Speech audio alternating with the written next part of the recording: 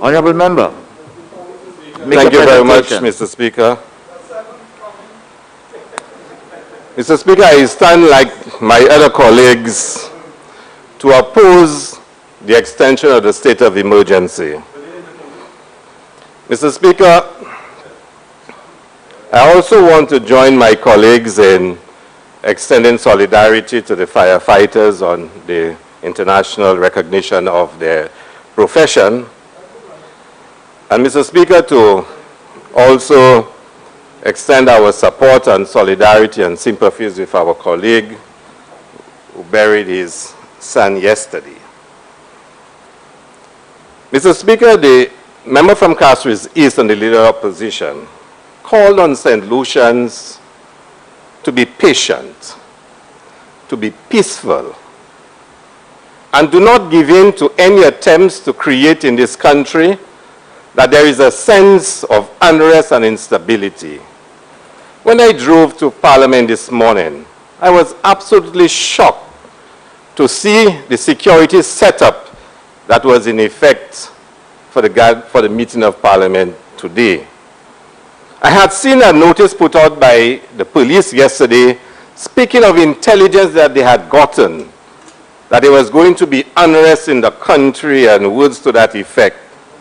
And I wondered how irresponsible it was of the hierarchy of the police force to issue such a statement. It is almost as if they were saying and themselves seeking to incite unrest in this country. And you came to Parliament this morning and you did not see any crowds involved in any unrest. And we want to say to the people of St. Lucia, you will make your statement in the ballot box. There is no need for confrontation or any unrest or any instability. We have suffered for 5 years and will suffer a little longer if necessary. Our forefathers suffered for hundreds of years under slavery, and slavery ended one day, Mr. Speaker. We are descendants of a people who know what suffering is.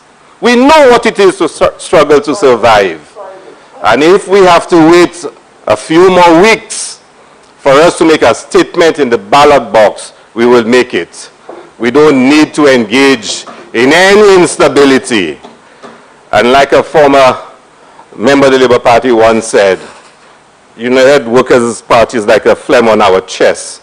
We're just waiting to exhale, Mr. Speaker. Mr. Speaker, if we are asked to consider the extension of the state of emergency, you will have to do so against a background of what was the consequences of the previous state of emergency that was in effect, what had been the experiences of previous states of emergency, and therefore whether by its nature it is required to be extended for 5 months. And we know we first had a state of emergency from March last year.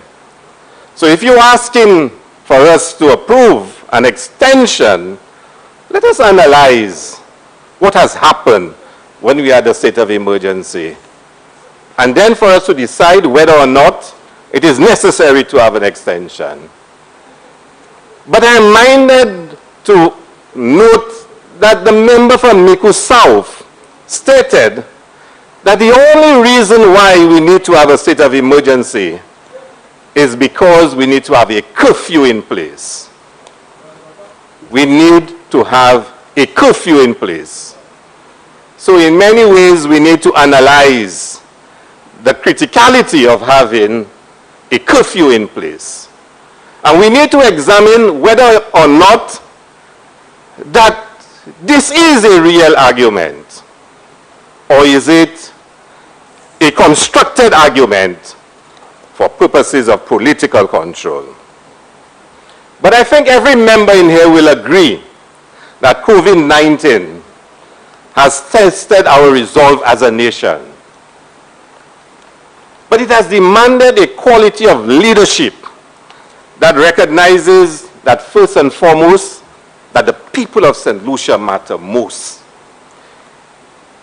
At no other point in time in the history of this country, certainly from my knowledge, my reading, my recollection, has a situation demanded quality leadership like what we face with COVID-19. And I'm sure the majority of St. Lucians will see that this government has failed them. And you will note in my presentation, two very clear themes will emerge. One, that this government has not shown the kind of caring that the people of St. Lucia wanted to experience during this COVID pandemic. And secondly, that there are two St. Lucias. And Mr. Speaker, if you believe I am stepping out of line over the next few minutes, please point it out to me. Let us start, Mr. Speaker, with the medical issues that we've had to confront with, even whilst having a curfew. If you ask St. Lucians, and I'm sure, Mr. Speaker, even you, when you saw this document extending a state of emergency for 5 months, you wondered what the hell is going on. I'm sure you wondered, and I'm sure you were tempted to pick up your phone and say to the Prime Minister, you cannot do this. I'm sure members opposite, they cannot convince me that they agree with this because they are on the ground campaigning and they're hearing what St. Lucians are saying. And if you ask them in an honest moment, whether St. Lucians have been satisfied with the medical management of COVID, they will tell you no. Have we done enough testing in St. Lucia? Have we done enough, Mr. Speaker, education, especially in regards to vaccination? We've had exchanges in this house about the respiratory hospital. And I heard a member from Cassius South speak about how the World Bank praised them about the respiratory hospital. But yet when the member from Cassius stood up and spoke about the lack of proper oxygen supplies at the hospital, members opposite got very nervous and reacted. But it was true. It was true. There are St. Lucians that have died because we have not put in place the proper facilities required for COVID management. And as a result, we've had deaths, more than all the OCS countries added together with Barbados. That is reality. That is reality. This is how they have managed COVID. Does the state of emergency make a difference to the incompetence of this government? You see, because they did not put the people first and foremost. When we spoke about it, they said we will be mischievous. And they insulted the people of St. Lucia by saying that it was the Labour Party that caused the spike in COVID. Traumatizing people who are already traumatized by the COVID pandemic. There are people who died, they did not get the kind of attention. Does the SOS solve that problem? That's incompetence. And you know what they said to the people of St. Lucia? And they keep doing it. Almost everyone who died had underlying conditions. And I've said to them, they keep reminding me of the trial in the US of Floyd. He would not have died if the white officer had not put his knees on his neck. He had underlying conditions. And this government, in a very uncaring way... Mr. Speaker, on a point of order, there comes a point, Mr. Speaker,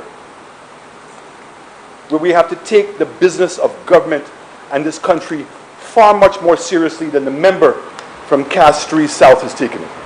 To suggest that anybody in St. Lucia has died of COVID because of lack of facilities or the lack of oxygen is egregious, it is false, and I'm asking him to withdraw that.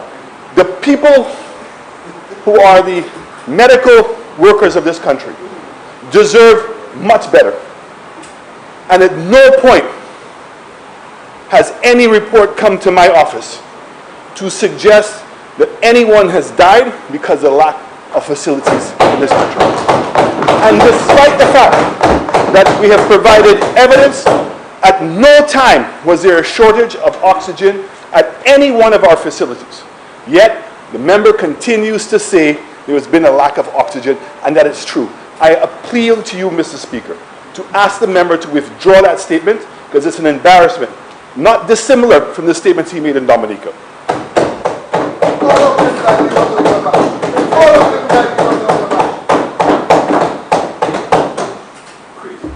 Just that. Just that. Can I continue, Mr. Speaker?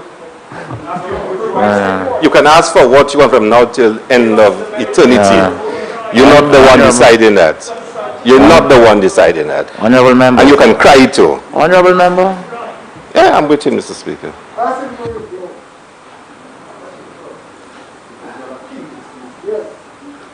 Honorable member.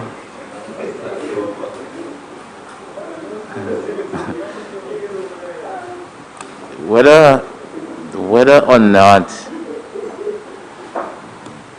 not, sir, that that person died here is difficult. I'll put it this way.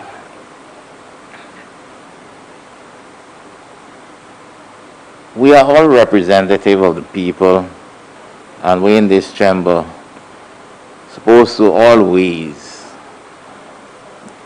give the best of ourselves and always, I believe, create an impression of St. Lucia that upholds its reputation as a place for persons to live and enjoy. Your opinion as to the state of affairs is always your opinion, but it should never in any way infringe on that national pride, I believe, that we should all have. In other situations where members have made statements, we must always be careful what we say, because we should never, ever give the impression that things are such and that we as honorable members condoning things that will bring St. Lucia, our system, our health care, our policing into disrepute.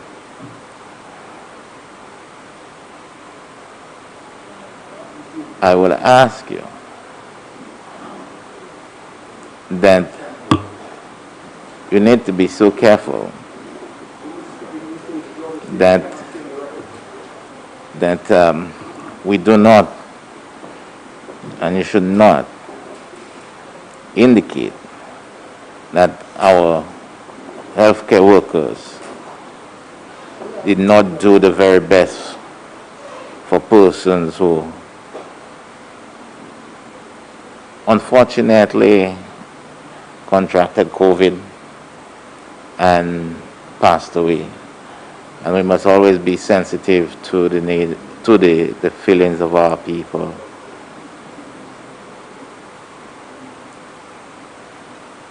Honorable member, I would ask you to desist from making any more statements to that effect. And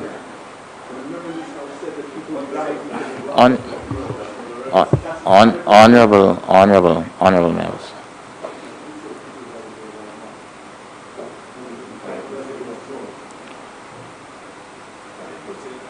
No.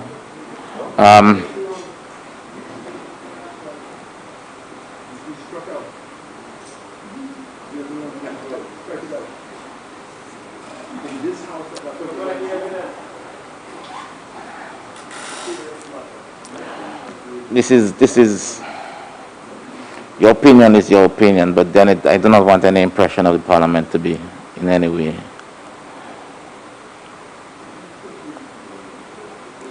Honorable Member, I'll ask that I will take it on my own if you wish not to, but I will strike out that part of your.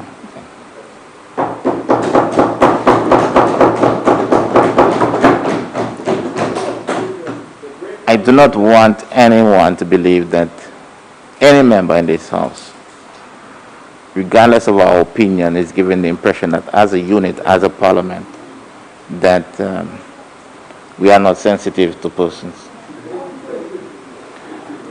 You may proceed, Honorable Member. You need to turn on your mic.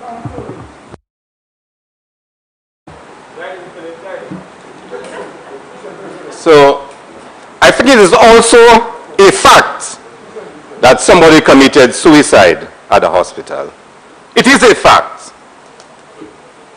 It is a fact. And Mr. Speaker, I need to proceed because I would have given names. Because St. Lucia is a small place. You don't know who is sister, brother, girlfriend, jabal, husband, wife of people. So it is very easy for me to give names and to explain and provide details. But today is not the day for that. People have had their sorrow and we are moving on. But I can also say, Mr. Speaker, that we failed to make adequate preparations for vaccines.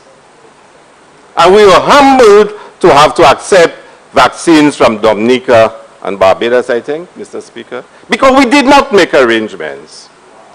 This country did not make arrangements. And when other countries were getting a lot more than us, we had to accept a donation. On a point of order, the entire Caribbean received donations in different batches.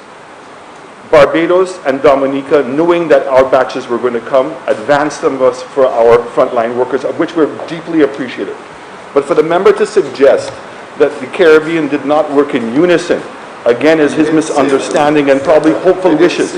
But again, Mr. Speaker, it is erroneous and it's not true.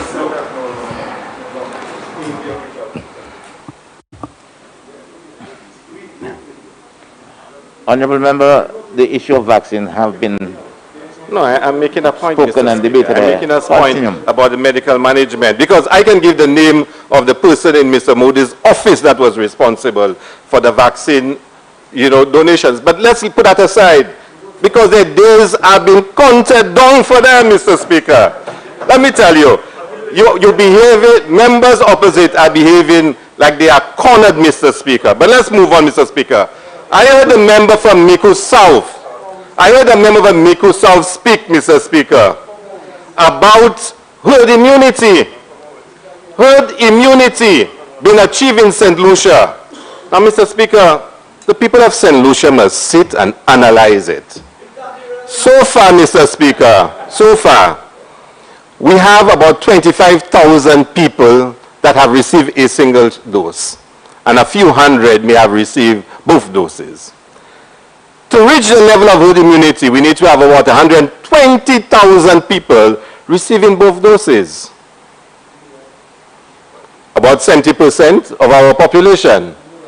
I heard this morning on CNN that the U.S. is even starting to discuss what happens if the U.S. does not achieve herd immunity.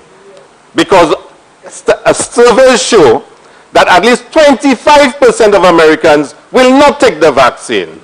That takes it down to 75%. But the Prime Minister is in the House this morning in a debate on the extension of state of emergency, and he's talking about achieving herd immunity. 120,000 St. Lucians receiving both doses. How is that going to be done? Where are the vaccines going to be coming from? Under the state of emergency, Mr. Speaker, that we are extending to October 16th, Mr. Speaker?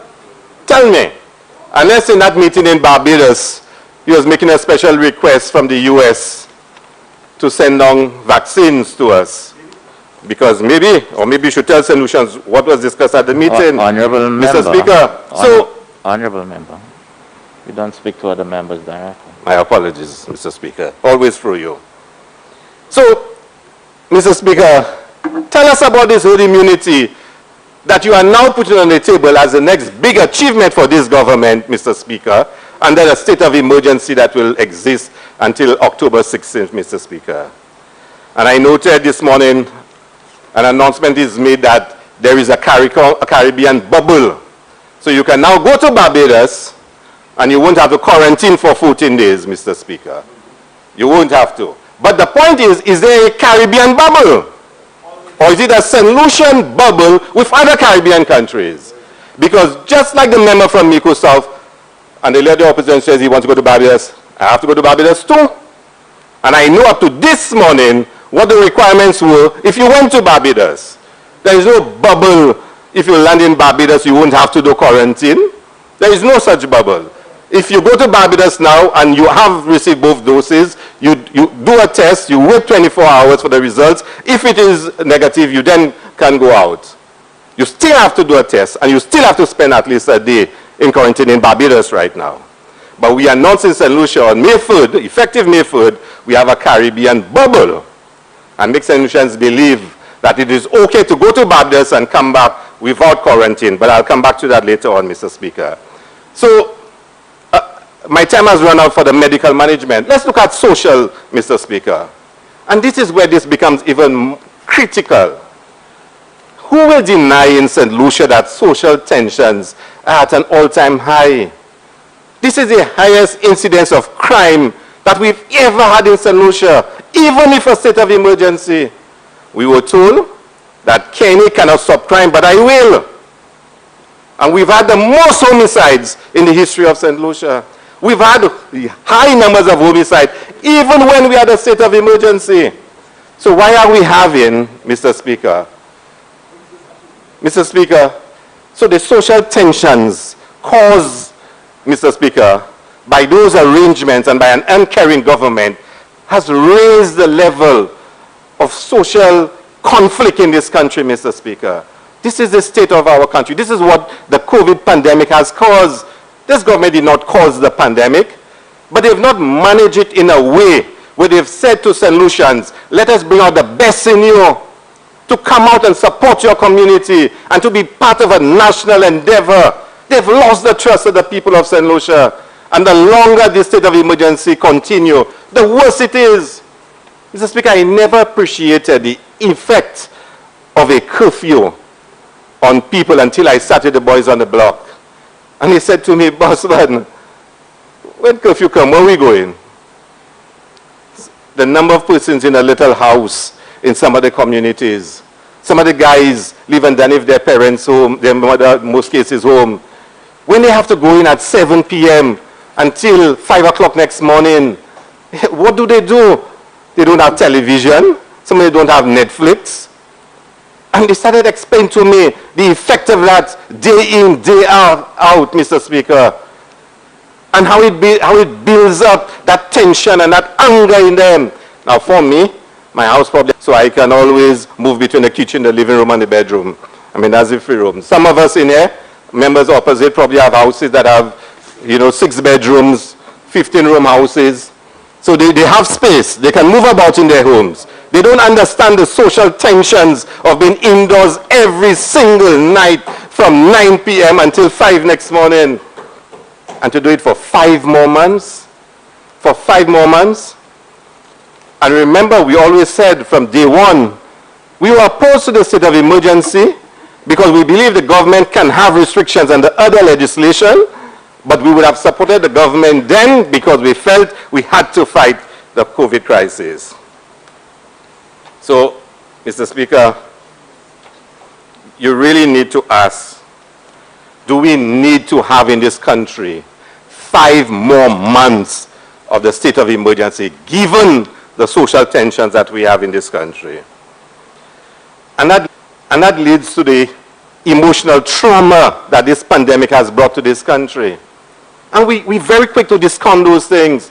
From the professionals, the frontline workers, police officers, nurses, doctors, the emotional trauma this thing has brought about, Mr. Speaker. People feel trapped. People feel defeated. People feel that they've lost control of their lives and they don't know where the next meal is coming from and how their lives will unfold, Mr. Speaker. And I keep saying that to members opposite. Don't your constituents come to you and speak to you about the COVID pandemic and the effect it is having on them and their family lives. And you want 5 more months of this, Mr. Speaker? 5 more months? Just last week, and I can read it for you, the Ministry of Health issued a statement saying how cases were decreasing, saying how we were managing it better in this country. And it makes me ask the question, don't we have triggers or we have indicators that will trigger action?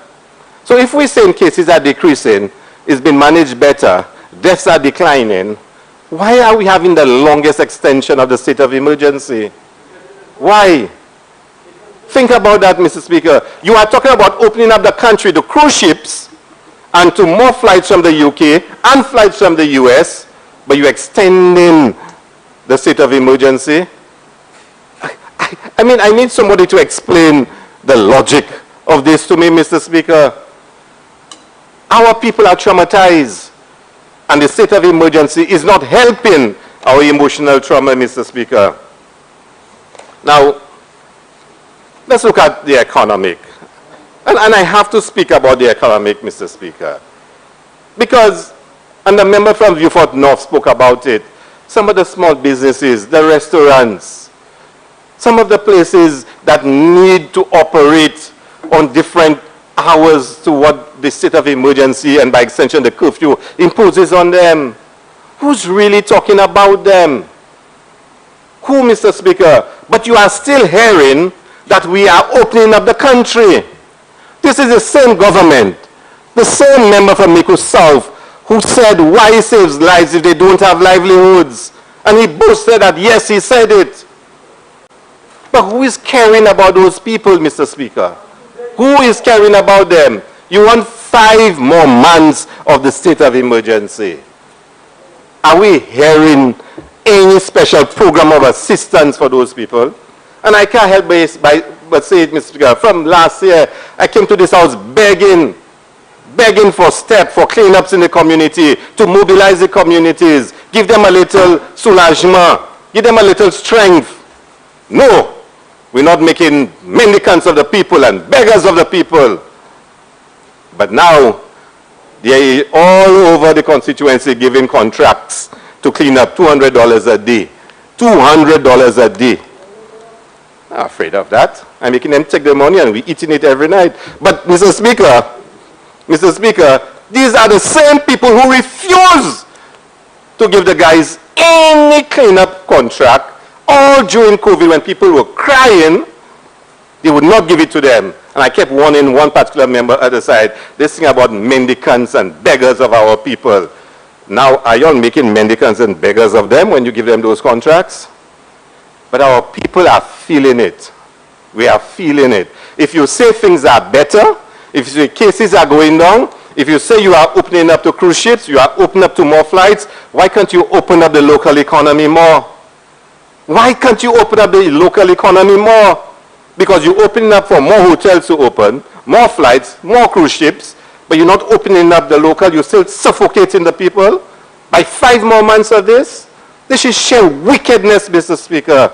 This is wickedness.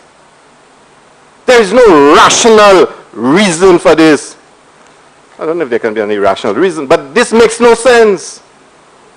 And the more you think that if you are going to open up, if you are going to allow more activity, if you concede things are getting better, then why this for 5 more months?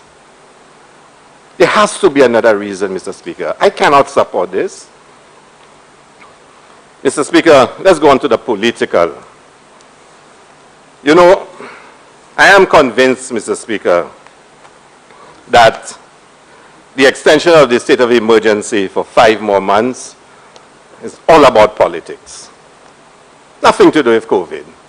I am convinced in my mind about that, Mr. Speaker. This is the same government that said to us, during the peak of the second wave or whatever, the spike, that we had in place a voluntary curfew. Remember this, Mr. Speaker? A voluntary curfew. And they said it was fine, it was working. And we said we didn't need to have any requirement to have it, St. Lucians would cooperate. There was a voluntary curfew. And that St. Lucians, largely in their view, were abiding by it. But why can't we go back to the voluntary curfew now? Why? Why can't we? And I always remember we were told that the COVID Act would have provided all the requirements to manage COVID. Then all of a sudden, something clicked. And then a state of emergency was introduced.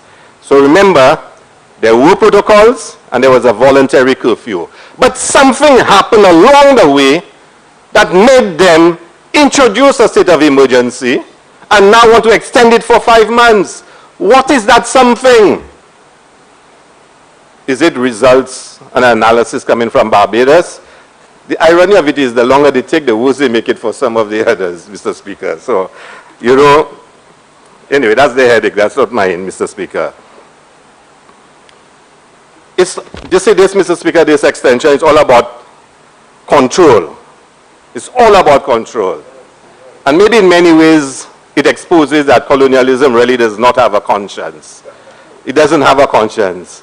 We are living that now, that colonialism does not have a conscience. In the midst of a COVID pandemic, when people are crying out for some empathy, for some understanding of their situation, they have been squeezed further and further.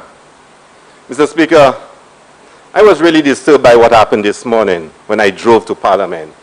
Because I'm reflecting as I came along the corner, do you know what I saw straight ahead of me? John Compton's statue. And I'm thinking of all the civil rights advances we've had in this country. George Charles gave us the right to vote and other freedoms. John Compton himself took us to independence.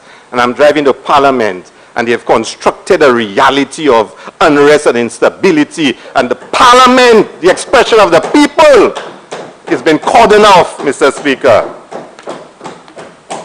Is that necessary? And you know, this is the UWP of Alan Shastney and Guy Joseph. I'm convinced of it. It's about control, Mr. Speaker. Control, Mr. Speaker. Oh, I'm sorry, the member of Mico South and the member of Castries South East. That kind of control, that kind of repression, Mr. Speaker. And you see it in the reaction, Mr. Speaker. And I know he will stand on a point of order anytime, Mr. Speaker, so let him do so. You know what they say to the people of St. Lucia? Let me tell you how they're thinking.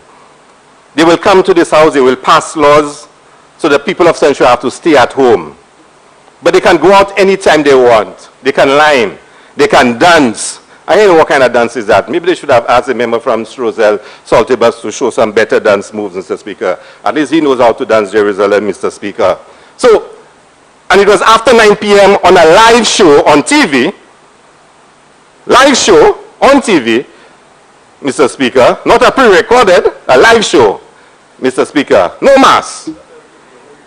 And Mr. Speaker, so if you now as a solution say you're suffering, oh, don't worry, this is SLP propaganda. This is SLP. No, it is serious. Because the people of St. Lucia are seeing those things. That on one hand, you are passing laws, COVID wardens are coming after people, trying to enforce the law, but they're seeing live on television the breaking of the protocols, Mr. Speaker. They're seeing it, Mr. Speaker. This is not made-up stories, Mr. Speaker. So there's a protocol that says if you come into the country, you must do 14 days quarantine, Mr. Speaker. 14 days quarantine. Honorable Member, may I ask that, are you going down the same line that I warned the member? Are you going down the same line that I warned the Honorable Member for Beaufort North not to? No, I'm not. I didn't say they broke laws. I said they did not follow the protocols. I think there is a kind of slight difference. I don't know. You're the magistrate. You can guide me. Careful, Honorable and if you think Member. I'm okay, I'll go around it differently, Mr. Speaker. So again, as I drove and I saw the police, and I recall the Prime Minister, the member of Mico South, talking about my police. How it could be your police? How? How could it be your police? And how can the police endorse that kind of action against the people of St. Lucia? We imagine, Mr. Speaker, and I need to tell you that one.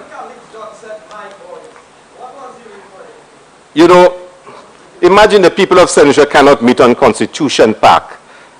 Now, you're a man of history and understanding civilization. Constitution Park is supposed to represent a sacred place. A sacred place that the people, when I was growing up as a young man, there used to be loudspeakers outside this chamber. And especially on budget days, people would sit there and listen to parliamentary debates. It was a way of democratizing our decision making. It was a way of empowering our people where they can sit out there in Constitution Park and listen to their parliamentarians because they wouldn't come in here to sit. When this government came in power in 2016, they stopped it, Mr. Speaker. They stopped it. And today, they want to put police out there. They want to put police out there and stop the people from assembling. Honorable member, is it? No. The speaker's outside. Is it correct that it was stopped in 2016? Yes, Mr. Speaker. I don't know, so I'm just asking. It wasn't your time. You would never do such a thing, Mr. Speaker. You know, but let me tell you, Mr. Speaker, you know, an old man said to me, the way he feels is like the member from Microsoft has his knees on his neck, preventing him from breathing. And he tells me to stay in the house, that he wants to breathe. Mr. That Speaker. is what, Mr. Speaker. Mr. Speaker, again. Honorable member, I know that members out there may ask you to say things in here and there because you have privilege in here, but it's not everything somebody out there say that you should come inside of here and say. That one is... You want me to take... Because we know exactly the impression of what it is trying to indicate. Please withdraw this one. So, withdraw that, what he told me to say, or withdraw what he said? Okay. Honorable member. Mr. Speaker, you've been very, very, very, you know, rigid today, Mr. Speaker. But if you don't want me to say it, Mr. Speaker, withdraw I'll move on. You want me to withdraw it? Yes, Honorable member. I withdraw it, Mr. Speaker. Thank you very much. But the people of St. Lucia are feeling that they have been choked of their democratic expression in this country, Mr. Speaker. And they want relief, Mr. Speaker. They want to be relieved, Mr. Speaker. The people of St. Lucia have gotten disgusted with dancing of Jerusalem, and no matter how much Jerusalem the member from Mako South dances to, Mr. Speaker, he will still have to go when the elections are held, Mr. Speaker. And he will not see the new Jerusalem, Mr. Speaker. Mr. Speaker, the member from Beaufort South raised some constitutional issues and some matters to do with dates. Mr. Speaker, June 6 will be 5 years since we had elections. Elections are supposed to be held before June 6, Mr. Speaker. And the last time I sat in this house... On a point of order, the St. Lucia Constitution is very clear that the 5 years is from the point of the Parliament. And despite, again, Mr. Speaker, many times that we've stood up in this House to correct members on the opposite side, they continue to persist that there is a requirement. There is no requirement. It's the Constitution, Mr. Speaker. Mr. Speaker, we don't have a fixed date for elections in St. Lucia, so there's no requirement for any particular date. If you ask any child in social studies, how often are elections held in the country, they'll tell you every 5 years. That's what they will tell you, Mr. Speaker. Mr. Speaker, again on a point of order, I think that it would really be very responsible for members in this House not to misguide the public of St. Lucia. And if in fact the people in St. Lucia themselves may be misguided as to what the actual date is, here's a great opportunity for the member to correct them. That the Constitution is very clear, Mr. Speaker. It is 5 years from the first date of Parliament. The Constitution does not say that. And at that point, you have up to 90 days in which to call the elections. And yes, Mr. Speaker, it is the prerogative of the Prime Minister to advise the Governor General when he intends to call the elections. No differently, Mr. Speaker, than when members on the opposite side decided to have elections early or they decide to have elections late. That is their prerogative. So it is a prerogative, Mr. Speaker, and the member from Mako South is right. It is his prerogative, Mr. Speaker. Honorable member, just hold on. Because we just need to settle this thing once and for all, so we don't... Sorry? I'm just trying to get the exact...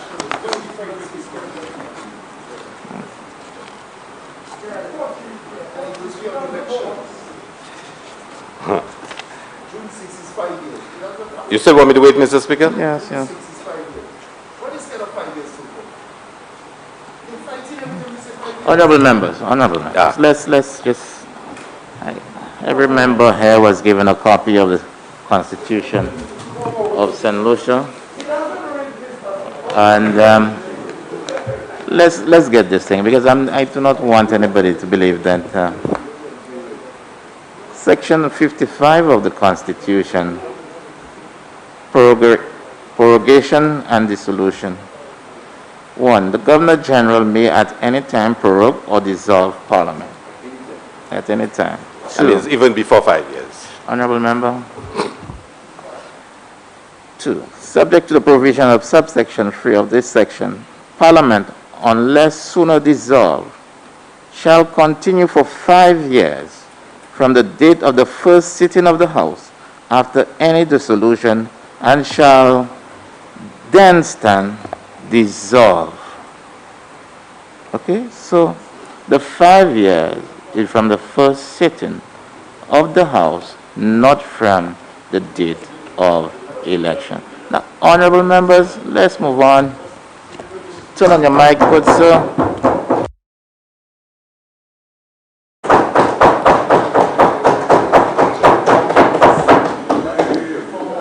June 6 will be 5 years since the last election was held in St. Lucia. June 6. June 6. And the people expect there to be elections before June 6. And if you decide, What people? Take time. Mr. Speaker, June 6 is 5 if the member from Miku South decides that he's not ready for elections yet, that he will be defeated in the next general elections, and he wants to go up to the 5 years constitutional life of Parliament, that's his prerogative. But he will still lose the elections, Mr. Speaker.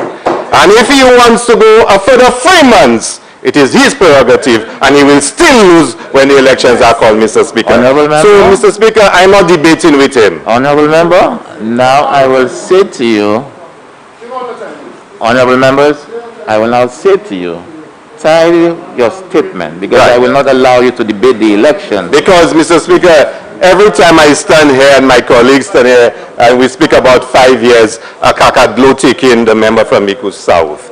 Mr. Speaker, I want you to explain to me, Mr. Speaker, you've just referred to the Constitution. You've just referred to the Constitution.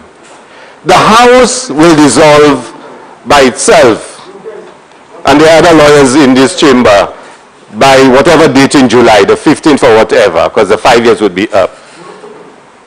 What happens thereafter? What happens thereafter? You know, who lifts the state of emergency? It's Parliament. The same member from Miku South has said to us, he will not have an election under state of emergency. He said so. So if by July 15th the House dissolves and there's no more Parliament,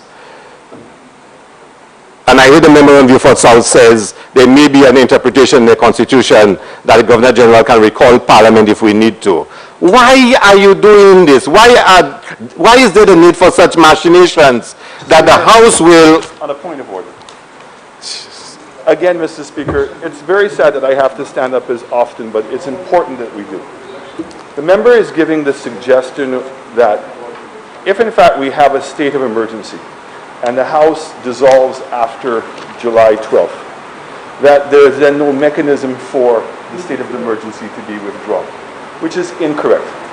It's simply a proclamation by the Governor General, and that's the point that we've been making all of this evening. A proclamation of the Governor General. That is it.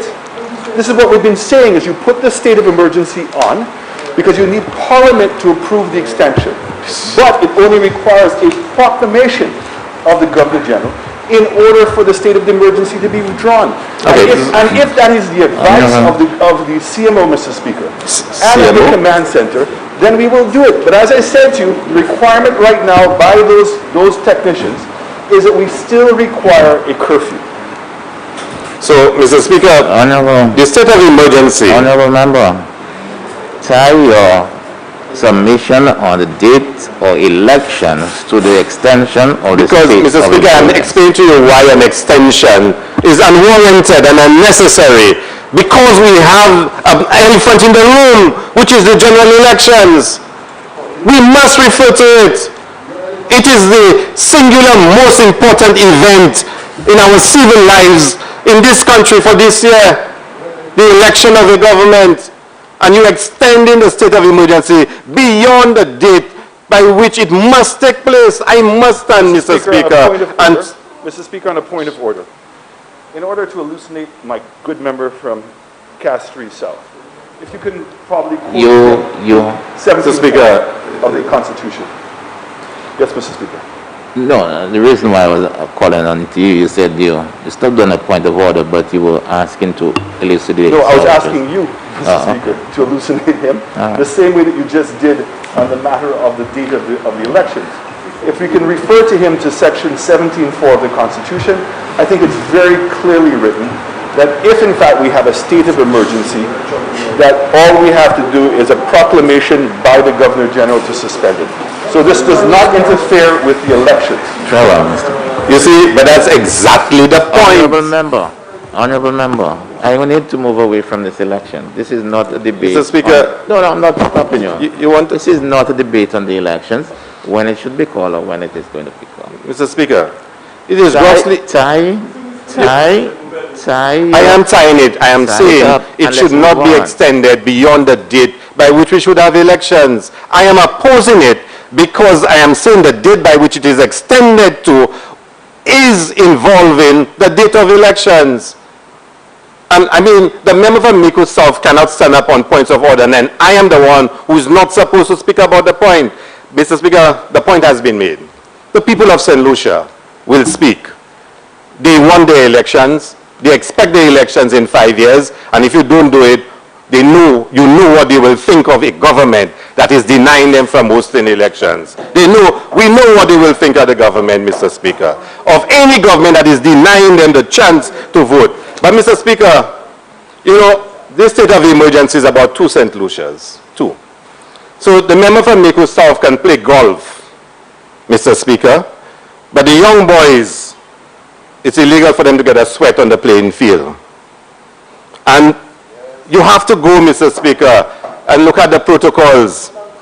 You cannot have a social event with more than 10 people. And I want to read it, Mr. Speaker. A person shall not host or attend a social event except with no more than 10 persons of his or her immediate family. So you cannot have a social event with more than 10 persons of your own immediate family.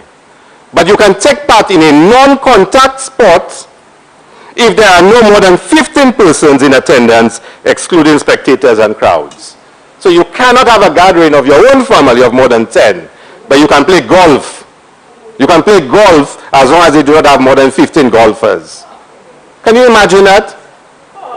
It is there, Mr. Speaker. I'm not making it up. This was tabled in this house.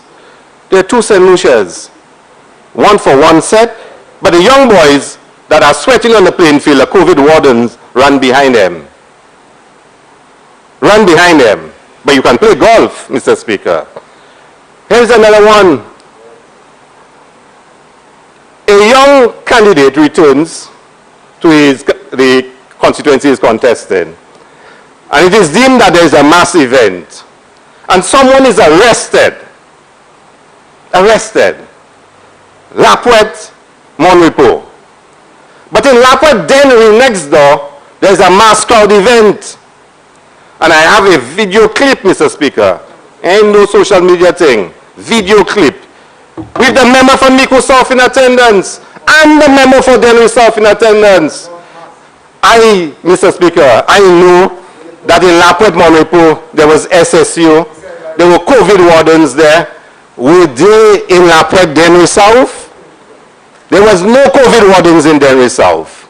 There was no SSU in Dennery South. And you know what they said? Oh, it was a funeral. A funeral, they had it for 200 persons or more. And when the commissioner of police was engaged by someone about it, he tried to give some kinds of excuses. So SSU is sent to Lapwet Monrepo. COVID wardens are sent to Lapwet Monrepo, but not to Lapwet Dennery. 2 St. Lucia's, Mr. Speaker. 2 St. Lucia's, Mr. Speaker. And then, Mr. Speaker, I've already mentioned the PM dancing after 9 live on TV, Jerusalem, whatnot, Mr. Speaker. But our Prime Minister can travel to Barbados and return with no quarantine. None, Mr. Speaker. And the CMO has no authority under any of the protocols or the COVID Act, Mr. Speaker, to waive any quarantine for anyone. She has no legal right to do so. That's a requirement. She cannot waive it. And the Prime Minister and member for Microsoft must explain to this House under what conditions he returned to this country and did not go into quarantine. That has to be explained, Mr. Speaker, because there are 2 St. Lucia's. Honorable Member, yes, sir. Let me remind you to tie your presentation to the Mr. Speaker, State of I'm telling you, that's under the SOE. There are 2 St. Lucia's. There is 1 St. Lucia for the ordinary person and a different St. Lucia for certain privileged people, Mr. Speaker. And a member, a former General Secretary of the United Coast Party, and he wrote something and I laughed, Mr. Speaker. He said the PM went to Barbados in full PPE. Mr. Speaker, that's how comical they make it, that the Prime Minister went to Barbados dressed in full PPE. Mr. Speaker, if you give me your phone number, I'll WhatsApp it to you, Mr. Speaker. Right. Mr. Speaker, but that's how comical it is, that when somebody goes and comments, how could the Prime Minister go to Barbados and come back? He says he went to Barbados with full PPE. But, Mr. Speaker, the long and short of it is, this state of emergency is about controlling the people of St. Lucia. It's about trying to suppress the expression of our views and our feelings about the performance of this government for the last 5 years. This is what it is about. It's about curtailing the campaigning of the St. Lucia Labour Party, Mr. Speaker. It's about preventing the momentum of the people of St. Lucia to get rid of this government, expressing itself out there in the communities, Mr. Speaker.